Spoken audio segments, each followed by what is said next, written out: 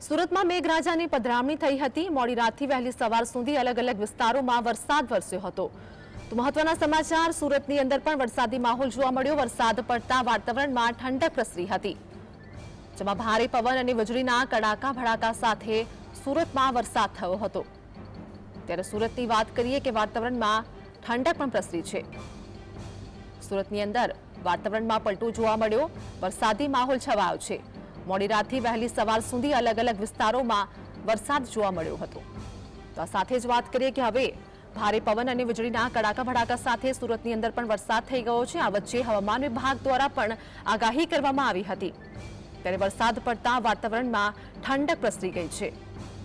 તો સુરતની અંદર વાતાવરણમાં પલટો જોવા મળ્યો છે। મોડી રાતથી જ વહેલી સવાર સુધી અલગ અલગ વિસ્તારોમાં વરસાદ થયો છે। ત્યારે ભારે પવન સાથે વીજળીના કડાકા ભડાકા સાથે વરસાદી માહોલ છવાયો છે। આ વચ્ચે અનેક જગ્યાઓ પર વરસાદ હાલ ખાબકી રહ્યો છે। ત્યારે સુરતની વાત કરીએ કે સુરતની અંદર પણ વરસાદી માહોલ જોવા મળ્યો છે।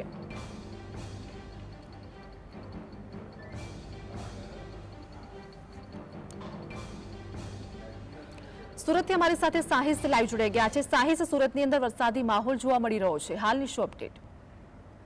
जी बिल्कुल, एक महीना થી જે રીતના અસહ્ય ગરમી વચ્ચે લોકો અનુભવી રહ્યા છે અને ત્યારબાદ જે રીતના મોડી રાતથી સવાર સુધી વરસાદી માહોલ જોવા મળ્યો હતો, ક્યાંક ને ક્યાંક ઠંડક જોવા મળી રહી છે। શહેરની અંદર લોકો હવે ઠંડક અનુભવી રહ્યા છે। એટલું જ નહીં, પરંતુ હવામાન વિભાગ દ્વારા 7 દિવસની આગાહી કરવામાં આવી છે અને તેને લઈને મોડી રાતથી જે રીતના મેઘરાજાએ બેટિંગ બોલાવી હતી, જિલ્લાઓની અંદર વરસાદી માહોલ જોવા મળ્યો હતો। સુરત શહેરમાં અનેક વિસ્તારોની અંદર પણ વરસાદી માહોલ જોવા મળ્યો હતો। ત્યારે મોડી રાતની વાત કરવામાં આવે તો હરાજા, નાઠવા સહિતના ઉધના અલગ અલગ વિસ્તારોની અંદર છૂટોછવાયો વરસાદ જોવા મળ્યો હતો।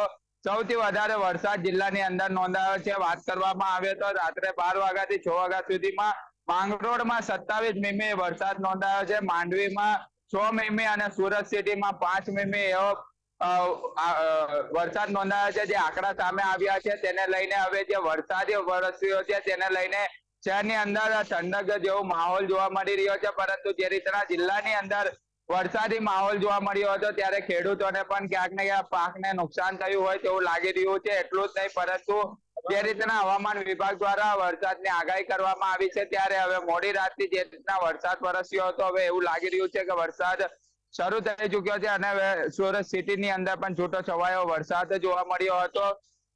હાલ પણ જે રીતના વાદળછાયું વાતાવરણ જોવા મળી રહ્યું છે અને વરસાદ આવે તેવી શક્યતા જોવા મળી હતી। મોડી રાત્રે વીજ કડાકા સાથે વરસાદી પવન ફૂંકાયો હતો અને ધોધમાર વરસાદ જિલ્લાની અંદર જોવા મળ્યો હતો। સુરત સિટીની અંદર છૂટો છવાયો વરસાદ જોવા મળતા જે રીતના વરસાદ પડ્યો છે ત્યારે લોકોને એક ઠંડક રાહત મળી છે। જી સાહિસ, સમગ્ર માહિતી બદલ